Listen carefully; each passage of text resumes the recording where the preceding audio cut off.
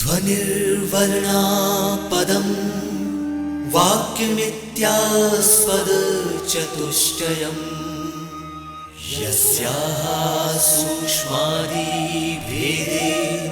वाग्देवीं तामुपास्महे।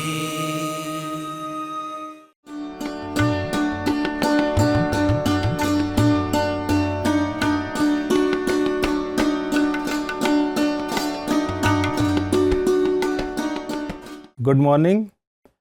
आज हम एक ऐसे विषय पर चर्चा करेंगे जो पॉलिटिकल साइंस के विद्यार्थियों की दृष्टि से तो अत्यंत महत्वपूर्ण है ही, चाहे वो नई शिक्षा नीति के अंतर्गत ग्रेजुएशन लेवल पर हो, इलेक्टिव विषय में साइंस और कॉमर्स के विद्यार्थी हो, और या पीजी लेवल पर पॉलिटिकल साइंस के विद्यार्थी हो, और एक सामान्य नागरिक या भारतीय नागरिक की दृष्टि से भी ये एक महत्वपूर्ण सामान्य सा विषय रहेगा। इस विषय का हम टाइटल बनाए तो कहा जाएगा भारतीय संविधान की प्रस्तावना और उसकी विशेषताएं या घोषित आदर्श। देखिए, किसी भी प्रकार का राज्य हो, चाहे वो प्रजातांत्रिक हो या अन्य प्रकार की कोई भी राजनीतिक व्यवस्था हो, प्रत्येक राज्य का अपना एक संविधान होता है। संविधान की प्रकृति अलग हो सकती है, उसका प्रभाविता अलग हो सकती है, लेकिन संविधान तो होता है। संविधान का शाब्दिक अर्थ हो सकता है संरचना या बनावट। जैसे कहा जा सकता है कि कोई अच्छा हट्टा कट्टा व्यक्ति है तो कहा जाता है कि इसका कॉन्स्टिट्यूशन बड़ा स्ट्रांग है। कोई दुबला पतला बहुत ही कमजोर सा व्यक्ति है तो कहा जाता है कि इसका कॉन्स्टिट्यूशन बड़ा वीक है। तो शाब्दिक अर्थ में संविधान मतलब संरचना और बनावट, और इसी अर्थ में अगर हम देखते हैं तो किसी देश की संरचना और बनावट उसका संविधान है। संविधान देश का अपना एक मूल विधि या बेसिक लॉ ऑफ लैंड होता है, जिसके आधार पर उस देश की शासन व्यवस्था चलती है। हम भारतीय संदर्भ में देखें तो भारत का भी एक संविधान है। स्वतंत्र भारत का जो यह संविधान है, यह विश्व में एक अनूठा संविधान माना जा सकता है। विश्व में 3 प्रजातांत्रिक क्रांतियां मुख्य रूप से देखी जा सकती है। ऐतिहासिक दृष्टिकोण से देखें तो अमेरिकन क्रांति, फ्रेंच रिवॉल्यूशन, अमेरिकन रिवॉल्यूशन, और तीसरी जो है प्रजातांत्रिक क्रांति भारतीय संविधान निर्माण या भारतीय स्वतंत्रता की क्रांति को माना जा सकता है, जिसने अमेरिका में जो है रिपब्लिकन शासन की स्थापना की। फ्रेंच क्रांति ने स्वतंत्रता, समानता और भ्रातृत्व की जो है प्रजातांत्रिक मूल्यों का विस्तार किया, लेकिन इनमें अपनी कमी थी या इनकी अपनी सीमित व्यवस्था रही कि इन्होंने यूनिवर्सल एडल्ट फ्रेंचाइज की बात नहीं की। भारत जैसे एक विशाल देश ने सर्वप्रथम इस सार्वभौमिक वयस्क मताधिकार को अपने संविधान में अपना करके और एक इस प्रजातांत्रिक इतिहास में, विश्व के प्रजातांत्रिक इतिहास में तृतीय प्रजातांत्रिक क्रांति के रूप में अपना स्थान बनाया है। इस क्रांति के फलस्वरूप जो भारत में 2 वर्ष 11 माह और 18 दिन के अंतर 2 वर्ष 11 माह और 18 दिन में एक संविधान बनकर तैयार हुआ। एक संविधान सभा ने इसका निर्माण किया और उस संविधान में 395 अनुच्छेद, 22 भाग और 10 अनुसूचियां रही। उस संविधान में जो व्यवस्थाएं और आदर्श स्थापित किए गए वो हम हमारी संविधान की प्रस्तावना में देखते हैं। प्रस्तावना से तात्पर्य है पूर्व कथन या प्रीफेस या प्रीएम्बल। संवैधानिक भाषा में इसको प्रीएम्बल या प्रस्तावना कहा जाता है। तो संविधान की, प्रत्येक संविधान की अपनी एक प्रस्तावना होती है। देखिए, प्रस्तावना मतलब संक्षिप्त रेखाचित्र। जब हम कोई पिक्चर देखने जाते हैं और इंटरवल का समय होता है तो एक 2, 4, 5 मिनट के लिए एक दूसरी जो आगे लगने वाली पिक्चर है उसका ट्रेलर दिखाया जाता है, और उस ट्रेलर को देखने से ही हमें पता चल जाता है कि जो आगे लगने वाली जो इसमें मूवी है या पिक्चर है वो किस प्रकृति की है, वो किस नेचर की है, क्या वो मारधाड़ वाली है या सामाजिक संदेश लेकर आई है या किसी और अन्य तरीके की पिक्चर है, और अगर इंटरेस्ट होता है तो हम जाते हैं। तो संविधान की प्रस्तावना को भी हम इस दृष्टि से समझ सकते हैं कि यह एक संक्षिप्त रेखाचित्र या ट्रेलर है संविधान का, जिसका एक एक शब्द उस संविधान की भावनाओं को विस्तार करता है। और इसी आधार पर सुप्रीम कोर्ट ने अपने अनेक निर्णयों में संविधान की प्रस्तावना को संविधान का भाग माना है, लेकिन अनुच्छेद से उसमें अंतर किया क्योंकि इसमें परिवर्तन नहीं हो सकता है। तो इसलिए यह एक मूल भाग तो है लेकिन अनुच्छेद नहीं है। उसका संविधान के जो अन्य अनुच्छेद होते हैं उस स्तर से ये अपना एक अलग स्तर रखता है। तो भारतीय संविधान की जो प्रस्तावना, भारत का संविधान मूल रूप से अंग्रेजी में ड्राफ्ट था, बाद में इसका हिंदी तर्जुमा भी, ट्रांसलेशन भी मान्य किया गया, स्वीकृत किया गया। तो भारतीय संविधान की जो प्रस्तावना क्या है वह हम देखते हैं कि मूल संविधान में लिखा है कि we the people of India having solemnly resolves to constitute India into a sovereign, socialist, secular, democratic republic and to secure all its citizens justice, social, economic, political, liberty of thought, expression, belief, faith and worship, equality of status and opportunity, and to promote among them fraternity, assuring dignity of individual and unity and integrity of nation. This 26th day of November 1949 do hereby adopt, enact and give to ourselves this constitution. इसका जो बाद में हिंदी में जो तर्जुमा या translation accept हुआ वह है, हम भारत के लोग भारत को एक संपूर्ण प्रभुत्व संपन्न, समाजवादी, पंथ निरपेक्ष, लोकतंत्रात्मक गणराज्य बनाने के लिए तथा इसके सभी नागरिकों को सामाजिक, आर्थिक और राजनीतिक न्याय, विचार, अभिव्यक्ति, विश्वास, धर्म और उपासना की स्वतंत्रता, प्रतिष्ठा और अवसर की समता प्राप्त करने के लिए तथा इन सब में व्यक्ति की गरिमा और राष्ट्र की एकता और अखंडता सुनिश्चित करने वाली बंधुता बढ़ाने के लिए दृढ़ संकल्प होकर अपनी इस संविधान सभा में आज दिनांक 26 नवंबर सन 1949 मिति मार्ग शीर्ष शुक्ल सप्तमी संवत 2006 विक्रमी को एतद् द्वारा इस संविधान को अंगीकृत, अधिनियमित और आत्मार्पित करते हैं। यह संविधान की प्रस्तावना का मूल पाठ है। 10-15 लाइनों का यह पाठ पूरी संविधान की, पूरे हमारे कॉन्स्टिट्यूशन की भावना, आदर्श, दर्शन और सिद्धांतों का एक संक्षिप्त रेखाचित्र प्रस्तुत करता है। किसी भी संविधान की जो प्रस्तावना है उसके आधार पर हम संविधान के 4 महत्वपूर्ण तथ्यों को देख सकते हैं। पहला है संविधान का स्रोत क्या है, यह कहां से आया, किसने बनाया, कैसे बनाया, क्या यह अधिरोपित हुआ है या स्वयं ने निर्माण किया है। तो पहला संविधान की प्रस्तावना से पता चलता है कि इसका स्रोत क्या है। दूसरे स्तर पर संविधान का उद्देश्य क्या है, यह किस दिशा में अपने देश की शासन व्यवस्था और सामाजिक व्यवस्था का निर्माण करना चाहता है, तो दूसरा उद्देश्य हुआ। तीसरा जो है इसमें आदर्श और तत्व ज्ञान क्या है, क्या आदर्श स्थापित करना चाहता है, इसकी ऑन्टोलॉजी क्या है, इसकी तात्विक दर्शन क्या है, इस आधार पर भी देखा जाता है। तीसरा इसका प्रस्तावना से पता चलता है। और चौथा इसमें इसकी स्वीकृति की तिथि क्या है, यह कब स्वीकृत हुआ। तो जैसा मैंने प्रारंभ में ही आपसे चर्चा की थी कि भारत का संविधान 2 वर्ष 11 माह और 18 दिन में बनकर तैयार हुआ। 26 नवंबर सन 1949 को इसको बनकर तैयार हुआ और 26 जनवरी 1950 को लागू किया गया। 26 नवंबर और 26 जनवरी तो लगभग कितना समय हुआ, लगभग 2 महीने पश्चात ही इसको लागू किया गया। उसके अपने ऐतिहासिक कारण हैं कि ऐसा क्यों हुआ, लेकिन यह जो है स्वीकृति की तिथि 26 नवंबर 1949 संविधान स्वीकृत किया गया, मान्य किया गया और उसमें ही लिखा गया कि इसको 26 जनवरी 1950 से लागू किया जाएगा। लेकिन कुछ प्रावधान ऐसे, जैसे कि इलेक्शन की व्यवस्था, राष्ट्रपति का निर्वाचन इत्यादि, उनको तत्काल प्रभाव से लागू कर दिया गया था। तो भारतीय संविधान की इस प्रस्तावना के एक एक शब्द या उन शब्द के अर्थ को देखें तो सबसे पहला शब्द है हम भारत के लोग, we the people of India. इससे क्या तात्पर्य है, यह संविधान किसने बनाया, इसका स्रोत क्या है।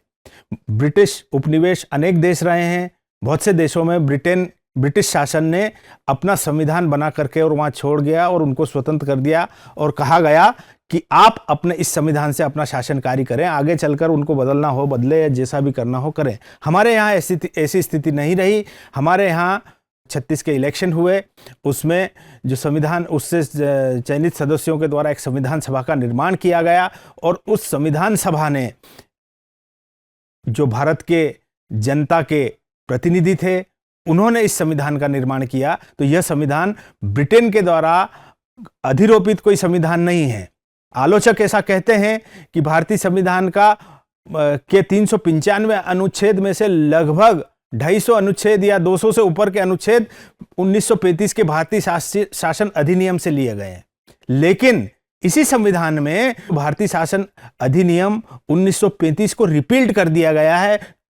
395 अनुच्छेद में लिखा है कि भारत का जो है ये भारतीय शासन अधिनियम और इंडियन इंडिपेंडेंस एक्ट ऑफ 1947 दोनों को रिपील कर दिया गया है। और जो चीजें भारतीय शासन व्यवस्था में चल रही थी, जैसे संघात्मक शासन प्रणाली है, न्यायिक व्यवस्थाएं हैं, जो अच्छी थी उसके अच्छे भाग लिए गए। तो इससे यह तात्पर्य नहीं है कि पूरा का पूरा वही रहा है। समय के साथ उसमें, क्योंकि जब यहाँ की परिस्थितियां थी उस हिसाब से वो संविधान इवॉल्व होकर 1935 के भारतीय शासन अधिनियम में जो अच्छे प्रावधान थे और उसके कुछ प्रावधान जो स्वतंत्रता के पश्चात सुटेबल नहीं थे उनको नहीं रखा गया। तो इस तरीके से माना जा सकता है कि यह संविधान हमारा, इस संविधान का स्रोत भारत की जनता रही है, जनता के चयनित प्रतिनिधि रहे हैं, अर्थात यह एक लोकप्रिय संविधान है, पॉपुलर कॉन्स्टिट्यूशन है। यह किसी के द्वारा अधिरोपित संविधान नहीं है।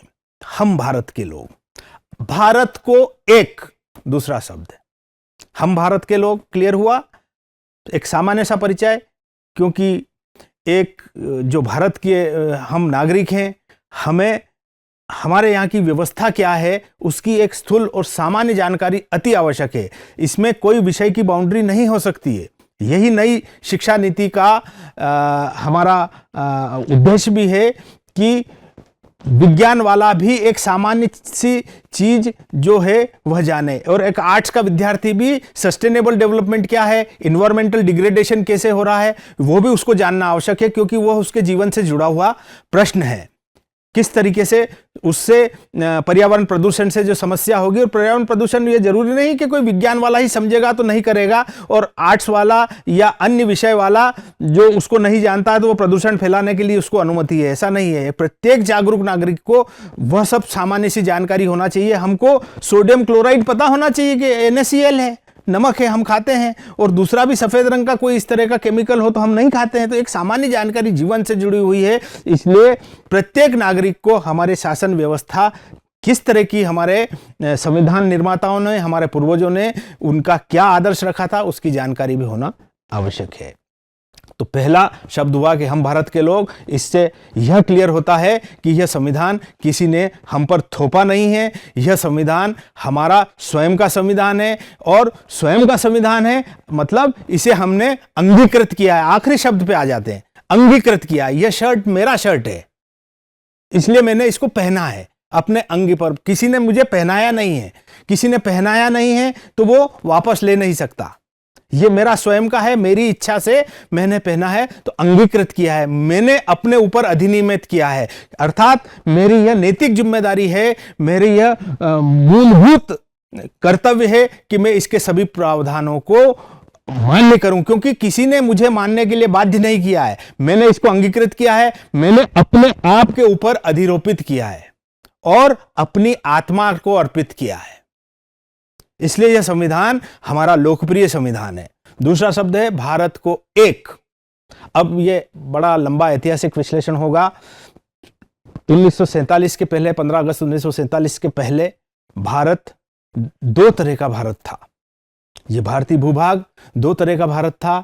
एक भारत था प्रिंसली स्टेट्स, जैसे कि आपका भोपाल है, ग्वालियर है, हैदराबाद है, ऐसी अनेक प्रिंसली स्टेट्स थी जो ब्रिटिश पैरामाउंटेसी के अधीन या उनकी अधिकारिता के अधीन थी, जो ब्रिटेन के महारानी का जो प्रतिनिधि होता था, जिसको वॉइसरॉय कहते थे, वो डील करता था उनको।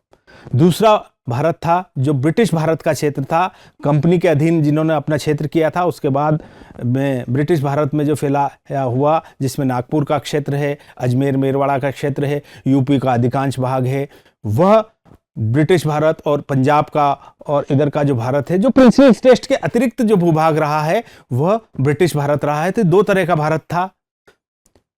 अब इस भारत को एक बनाना,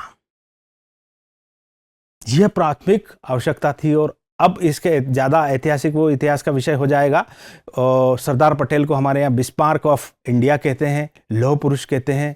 उन्होंने इन प्रिंसली स्टेट्स को का यूनिफिकेशन करके, और जो आज हमको नक्शा दिखता है वो एक भारत दिखाई देता है। हम भारत दो नहीं, हम भारत एक। हमारी नागरिकता एकल रहेगी। देखिए, संविधान में संघात्मक शासन प्रणाली का हमने प्रावधान रखा है, मतलब केंद्र और राज्य की सरकारें होंगी। संघात्मक शासन प्रणाली का जो मॉडल स्वरूप है वह अमेरिकन संघात्मक शासन प्रणाली या अमेरिकन फेडरल सिस्टम को कहा जाता है, उसको मॉडल माना जाता है। तो अमेरिका में केंद्र की नागरिकता अलग है और राज्यों की नागरिकता अलग है, लेकिन हमारे यहाँ जो संघात्मक शासन प्रणाली है उसके साथ संसदात्मक शासन प्रणाली भी जोड़ी गई है, लेकिन हमने एकल नागरिकता का प्रावधान किया है। मतलब हम सब सबसे पहले एक हैं। एक मतलब हम भारतीय नागरिक हैं। उसके बाद हम मध्य प्रदेश के हैं, कोई राजस्थान का है, कोई गुजरात का है, कोई उड़ीसा का है, कोई तमिलनाडु का है, कोई पंजाब का है, लेकिन पहले क्या हैं हम सब भारतीय हैं। तो हम भारत के लोग भारत को एक संपूर्ण प्रभुत्व संपन्न, we the people of India, sovereign या संप्रभु। संप्रभु था एक अवधारणा है। संप्रभुता से तात्पर्य है एक देश या एक भूभाग जो भारी रूप से पूर्णतः स्वतंत्र हो, किसी के अधीन नहीं हो, और आंतरिक रूप से सर्वोच्च हो। उसके भूभाग में किसी और का आदेश नहीं चलता हो, उसकी इच्छा के विरुद्ध कहीं कोई कार्य नहीं होता हो, तो वह संपूर्ण प्रभुत्व संपन्न या सॉवरेन स्टेट कहलाता है। 1947 के पहले, 15 अगस्त 1947 के पहले भारत संप्रभु नहीं था, क्योंकि इस भूभाग पर भारत की जो लोकप्रिय रूप से चयनित सरकार भी थी 1935-36 की, लेकिन उसका नहीं चलता था। उसका प्रमुख अधिकारी कौन था? गवर्नर जनरल और वाइसरॉय। लास्ट गवर्नर जनरल हमारे लॉर्ड माउंटबेटन रहे हैं, और उसके बाद में स्वतंत्र भारत में पहले गवर्नर जनरल भी रहे हैं, चक्रवर्ती राजा गोपालाचारी। अब यह भी एक थोड़ा सा टेक्निकल मामला है, इसको भी समझना देखना चाहिए, क्योंकि स्वतंत्र 15 अगस्त 1947 को हुआ क्या? एक एक्ट लागू हुआ। वो act Indian independence act of 1947।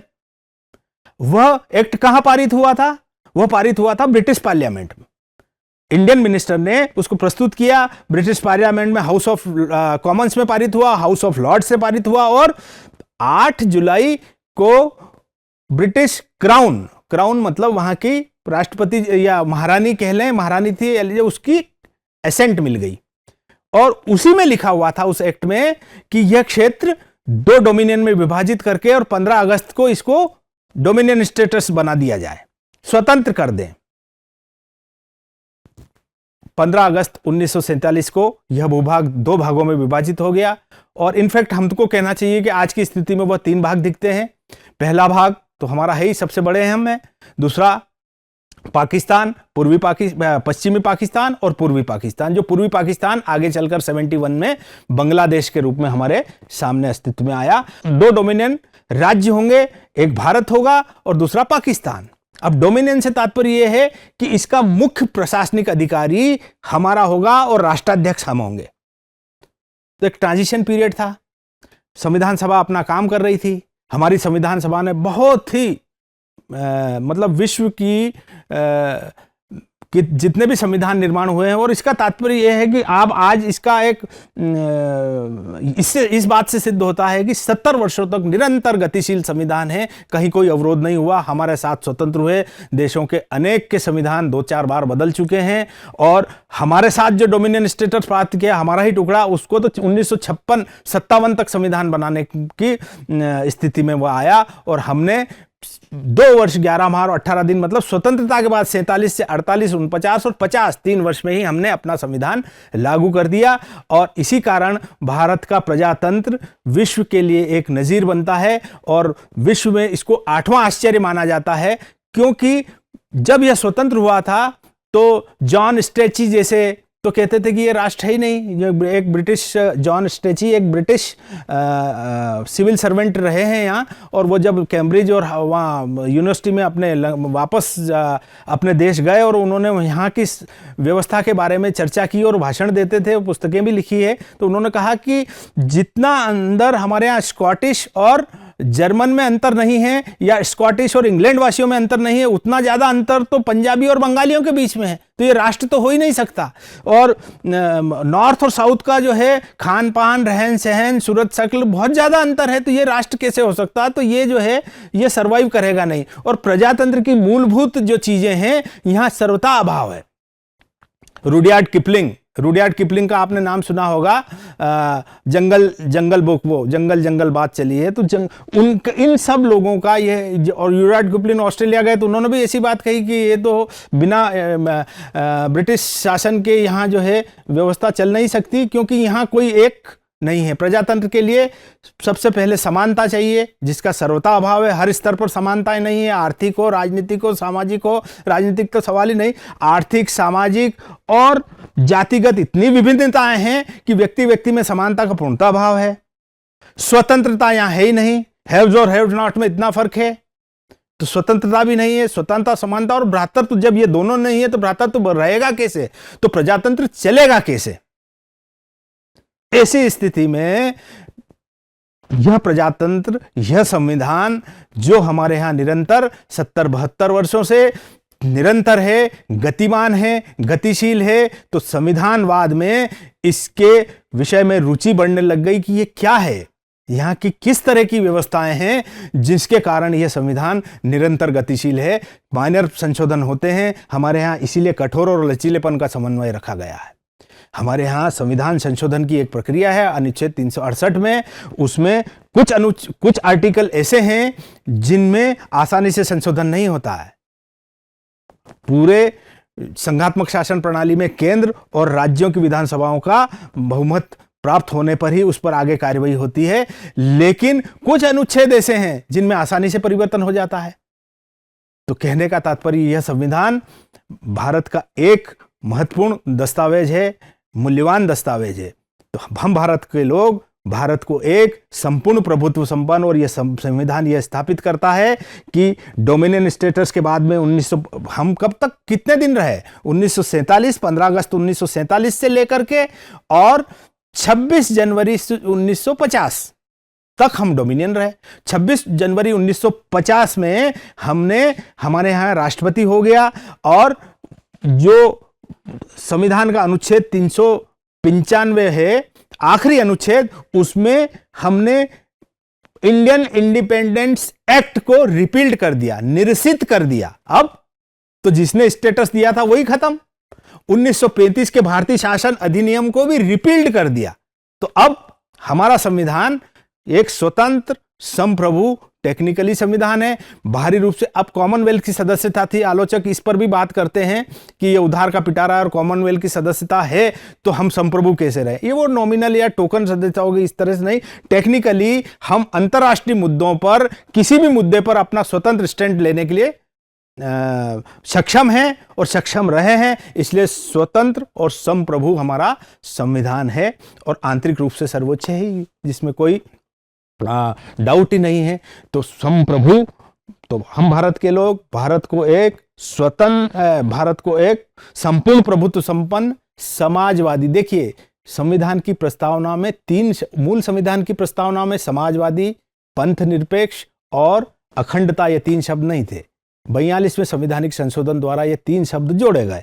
लेकिन ऐसा नहीं है कि ये संविधान में, प्रस्तावना में ऐसे शब्द जोड़ दिए गए हैं जिनका अंदर कोई प्रावधान, अंदर तो वैसे ही प्रावधान थे, अंदर कोई परिवर्तन नहीं हुआ, लेकिन उनको प्रकट दिखाने के लिए कि हम अमीर और गरीब के बीच की खाई को दूर करने का प्रयास करेंगे। ऐसा हमारा फंडामेंटल राइट्स में अफर्मेटिव एक्शन की व्यवस्था रही है। तो उसको प्रकट रूप से दिखाने के लिए समाजवादी शब्द के संबंध में संविधान की सभा में भी अनेक बार बहस हुई है, लेकिन उस समय हमारे संविधान जो निर्माता थे उनका यह मत था कि किसी भी एक विचारधारा का स्पष्ट उल्लेख इसमें नहीं किया जाना चाहिए, किसी एक स्पष्ट विचार, लेकिन जो अच्छी चीजें हैं उसका प्रावधान अंदर कर दिया गया था। तो समाजवादी से तात्पर्य है कि इक्विटेबल डिस्ट्रीब्यूशन ऑफ वेल्थ, राज्य संपत्ति का अधिकतम समान वितरण करने का प्रयास करेगा और उसमें शोषक और शोषित के बीच की जो खाई है उसको पाटने का, कम करने का प्रयास होगा। उस संदर्भ में अनेक हमारे यहाँ कल्याणकारी राज्य की स्थापना में अनेक जो योजनाएं अभी भी आप देख रहे हैं, जो आयुष्मान योजना है या इस तरह की योजनाएं जो हैं उनको हम देखते हैं, जिसमें जो सक्षम नहीं है अपना इलाज कराने के लिए उनको इलाज मिलता है, जो सक्षम नहीं है पढ़ने के लिए उनको स्कॉलरशिप मिलती है, इस तरीके की है। तो ये समाजवादी, और समाजवाद अपने आप में एक महत्वपूर्ण विचारधारा है। समाजवाद का एक मूल विचारधारा के आधार पर मार्क्सवाद है, मार्क्सवाद के भी एनालिटिकल मार्क्सिज्म है, स्ट्रक्चरल मार्क्सिज्म है, तो ये अनेक है, ये एक पॉलिटिकल साइंस के विद्यार्थियों का विषय हो सकता है। तो समाजवाद से ये क्लियर हुआ था। हम भारत के लोग भारत को एक संपूर्ण प्रभुत्व संपन्न समाजवादी पंथ निरपेक्ष, ये भी शब्द मैंने बताया आपको 42वें संवैधानिक संशोधन में जोड़ा गया है, लेकिन ऐसा नहीं है कि पंथ निरपेक्ष मतलब हम किसी पंथ से जुड़े हुए थे। उसके पहले संविधान के भाग 3 में अनुच्छेद 12 से 35 तक जो मूल अधिकार दिए हुए हैं, फंडामेंटल राइट्स, उन मूल अधिकारों में धार्मिक स्वतंत्रता का अधिकार है और अनेक प्रावधान है, directive principle of states policy में है, समानता में है। तो हम व्यक्ति को धर्म, जाति, लिंग इसके आधार पर कोई विभेद नहीं करेंगे। इसका मतलब हम धर्म के आधार पर कोई कार्रवाई नहीं करेंगे, तो हम धर्मनिरपेक्ष हैं। धार्मिक स्वतंत्रता का अधिकार दे रखा, जिसको जो अपनाना हो अपनाए।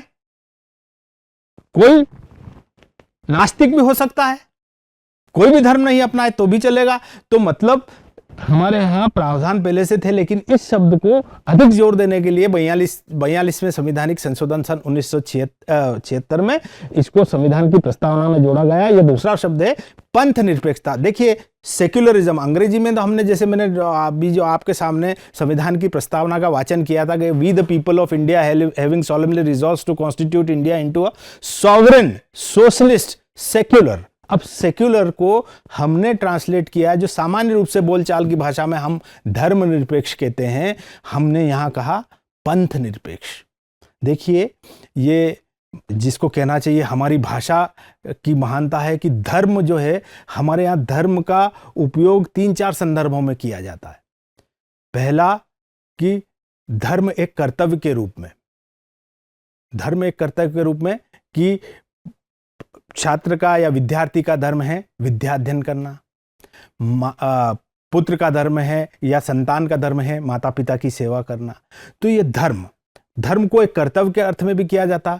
धर्म को हमारे यहाँ प्रकृति के रूप में भी, नेचर, जैसे कि आग का धर्म है जलाना, पानी का धर्म है प्यास बुझाना। तो इस तरीके से दूसरे अर्थ में भी ये उपयोग होता है। तीसरे अर्थ में धर्म का उपयोग होता है कर्मकांड के रूप में, कि मैंने जो है श्राद्ध के समय अपने पिताजी के प्रति धर्म का निर्वहन किया, मतलब मैंने वो कर्मकांड किया, तर्पण वर्पण, और मैंने धर्म का अपना उपयोग किया। और एक उपासना पद्धति के रूप में भी धर्म माना जाता। कोई तिलक लगा के आ रहा है, कोई विशेष प्रकार की टोपी पहन रहा है, तो उसको कहते हैं कि ये इस धर्म है, इसका धर्म है। तो वह धर्म हमारे यहाँ धर्म का एक व्यापक अर्थ है। और यूरोप में जहाँ से ये धर्म निरपेक्षता वाली अवधारणा का विकास हुआ है, वहां पंथ के सेंस में, जहां हम पंथ मानते हैं, उस पंथ के सेंस में धर्म को माना जाता है। तो ये हमारे यहाँ ट्रांसलेशन जो है संविधान ने स्वीकार किया है वो पंथ निरपेक्षता है, कि राज्य का कोई विशेष पंथ को विशेष सहायता नहीं देगा। राज्य के कर्तव्य हैं, धर्म है, राज्य की ड्यूटी है, सब कुछ है।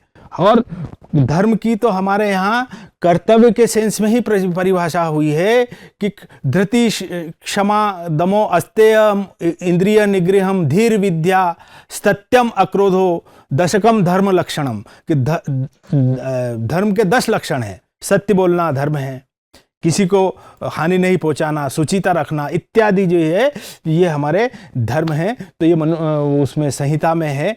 तो धर्म का हमारे यहाँ पंथ निरपेक्षता स्वीकार किया गया है। थोड़े से बैकग्राउंड के साथ इसका तात्पर्य यह है कि राज्य का कोई विशेष पंथ नहीं है, किसी विशेष पंथ को वो कोई सहायता या उससे दुराव नहीं करेगा। लेकिन अब यहाँ आलोचक ये कह सकते हैं कि हमारे यहाँ माइनॉरिटी को अधिकार दे रखे हैं, फंडामेंटल राइट, धार्मिक और शिक्षा और संस्कृति का अधिकार, कि माइनॉरिटी वाले अपनी शिक्षा संस्थान बना सकते हैं, उनको राज्य सहायता देगी। तो देखिए जो सेक्युलर जो कंसेप्ट है वो सेक्युलर कंसेप्ट 3 तरीके के कंसेप्ट विश्व में दिखते हैं। पहला तो है मॉडल अमेरिकन, दूसरा मॉडल है फ्रेंच और तीसरा मॉडल हमारा है। देखिए ब्रिटेन सामाजिक रूप से धर्मनिरपेक्ष हो सकता है, सेक्युलर हो सकता है सामाजिक स्तर पर, लेकिन ब्रिटेन अपने आप में सैद्धांतिक रूप में या संस्था के रूप में वहां धर्मनिरपेक्ष नहीं है। क्यों?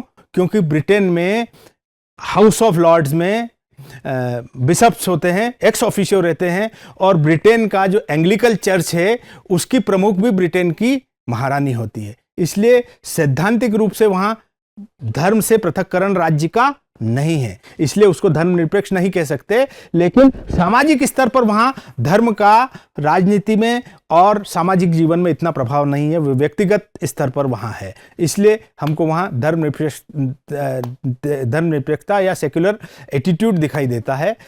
अमेरिका में जो धर्मनिरपेक्ष मॉडल है वह है म्यूचुअल एक्सक्लूजन, राज्य और धर्म का परस्पर पृथक्करण। राज्य धर्म में हस्तक्षेप नहीं करेगा और धर्म राज्य में हस्तक्षेप नहीं करेगा। जेफरसन का मॉडल इसको कहते हैं, और जेफरसन का मानना था, एक प्रेसिडेंट रहे हैं अमेरिका के, तो erecting a wall of separation between church and state is necessary for a free society. ये एक स्वतंत्र समाज के लिए चर्च और राज्य के मध्य पृथकता की दीवार खड़ी करना अति आवश्यक है, तभी स्वतंत्रता बच सकती है। तो कहने का तात्पर्य यह है कि अमेरिकन मॉडल में धर्म ने राज्य को पृथक किया और राज्य ने धर्म को पृथक किया, तो यह परस्पर बहिष्करण की बात हुई। दूसरा मॉडल है फ्रेंच मॉडल। फ्रेंच मॉडल का नाम है लाइसेती, जिसमें एक तरफा बहिष्करण किया गया। राज्य धर्म में हस्तक्षेप कर सकता है, बुर्का पहन करके सार्वजनिक स्थान पर नहीं जाएगा, कोई पगड़ी पहनकर पब्लिक स्कूल में बच्चा सरदार का नहीं पढ़ सकता, या क्रॉस पहन करके क्रिश्चियन का बच्चा नहीं पढ़ सकता है। तो ऐसी स्थिति में एक तरफा पृथक्करण है। लेकिन भारत में हमारा जो मॉडल है उसको कहना चाहिए प्रिंसिपल्ड डिस्टेंस, उसूली फासला। मतलब राज्य जब देखेगा कि प्रजातांत्रिक मूल्यों में धर्म अवरोध कर रहा है, स्वतंत्रता, समानता, बंधुत्व या प्रजातांत्रिक स्थापना में कि स्त्री और पुरुष समान है, लेकिन तलाक बोल करके स्त्री के अधिकारों का हनन कर दिया जाता है, तो राज्य उसमें हस्तक्षेप करेगा। व्यक्ति समान है, व्यक्तिवादी उदारवाद का आगे चल करके जो व्यक्तिवाद हो, तो व्यक्ति समान है, व्यक्ति में जाति के आधार पर क्या अंतर हो, लेकिन किसी विशेष जाति के लोग किसी मंदिर में प्रवेश नहीं कर सकते हैं। तो ऐसी स्थिति में राज्य जो है, राज्य हस्तक्षेप करेगा और उस धर्म में हस्तक्षेप करेगा। कहने का तात्पर्य यह है कि प्रजातांत्रिक मूल्यों के स्थापना में अगर कोई अड़चन आती है तो राज्य हस्तक्षेप करता है, और राज्य जो है, राज्य प्रजातंत्र की स्थापना की दृष्टि से उसमें अपने धर्म में हस्तक्षेप करता है, और धर्म को माइनॉरिटी राइट्स भी एक तरफ देता है या अल्पसंख्यक अधिकार भी देता है। मुझे लगता है कि मेरा समय हो गया है, विषय बड़ा व्यापक है, आगे इस पर हम चर्चा करेंगे और विस्तार से होगी। आज हमने सिर्फ 3 बातों पर ही हुई कि हमारे भारतीय संविधान की जो प्रस्तावना है उसमें हम भारत के लोग क्या है, भारत को एक किस प्रकार किया है, संपूर्ण प्रभुत्व संपन्न क्या है, समाजवाद की प्रारंभिक परिचय लिया, समाजवाद और पंथ निरपेक्ष। इस पंथ निरपेक्ष तक आते आते हमारा समय काफ़ी हुआ है। पूरे एक शब्द इस प्रस्तावना के अपने आप में एक दर्शन और व्यापक आदर्श का विस्तार करते प्रतीत होते हैं और ये विश्व का एक अनूठा संविधान है। हमें इस पर चिंतन करना चाहिए और मेरी दृष्टि में जो संविधान की विशेषताएं 25-50 हम देखते हैं, अध्ययनकर्ता, शोधकर्ता, विचारक और प्रत्येक व्यक्ति अपनी दृष्टि से देखे तो उसमें विशेषता ही विशेषताएं दिखेगी और जो मुझे नहीं ज्ञात है वो अब आपको दिख सकती है और मुझे दिख रही है वो मैं आपको बताने का प्रयास करता हूँ। Thank you very much.